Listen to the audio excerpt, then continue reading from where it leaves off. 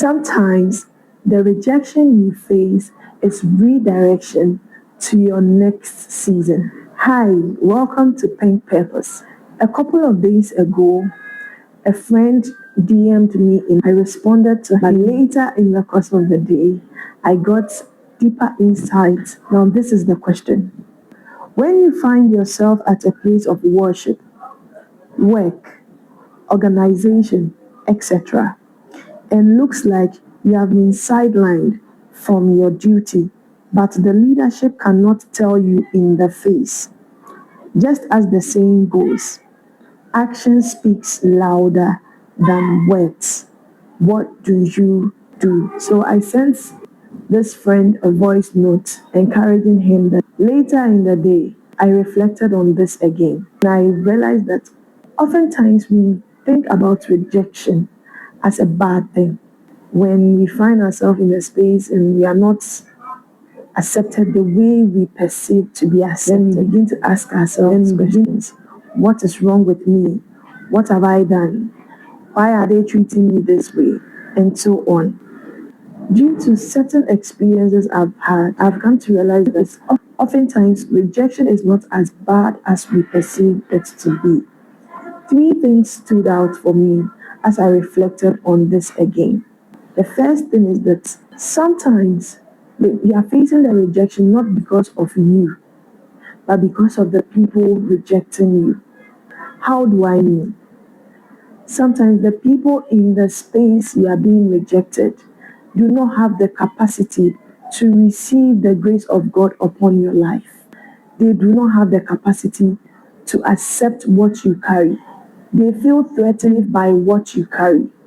Therefore, they sideline you, give you all the attitudes that makes you feel like you are being rejected and you are not needed in that space. Oftentimes, people will accept you into their space because, yes, they value you, but they don't feel threatened by your presence. But as time goes on, you go about your duties, you excel, and they see what you carry. It's not everyone who can appreciate that gift upon your life and go along with you. Some people get to panic. They feel threatened because they feel you're outshining them, you're outdoing them, and their own insecurities is what makes them sideline you.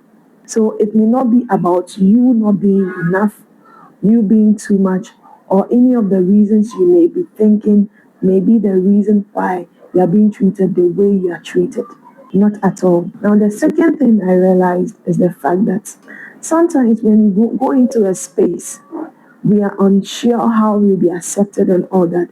So we go in with our A game, step with our best foot. But as time goes on and everyone accepts us, we begin to feel comfortable. Now, the very things we are responsible for, we begin to become negligent towards them.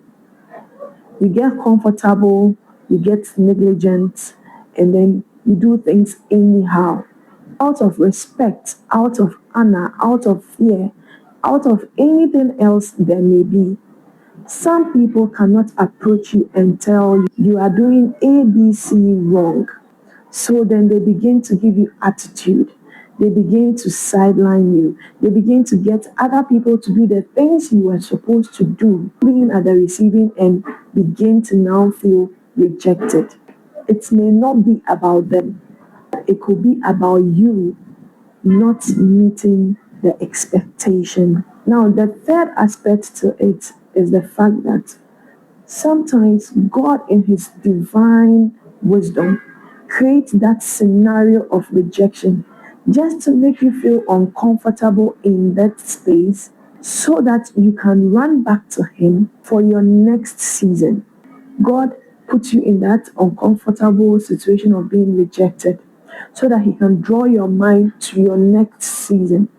So the next time you feel rejected, don't just think it's about you not being enough, you being the problem, or they being the problem. You should know that it could be God beckoning you to your next season so that you leave your comfort zone for the task ahead, for the new assignment He may just be repositioning your heart to get your attention so that he can hand over to you your next task, your next assignment.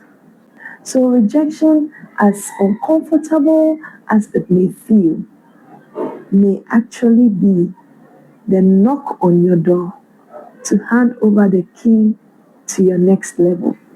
If you've ever felt rejected, or you are in a place where you feel you are being rejected, I want you to critically and prayerfully consider these three things and know which of them could be the reason for the rejection you are facing right now. You go back to your God because He has the master plan and He will give you the grace, the wisdom, and everything it takes so that you can handle it, whether it is you not doing what you ought to do right, or it is them not having the capacity to receive what you carry, or God calling you to your next season. God has the answer.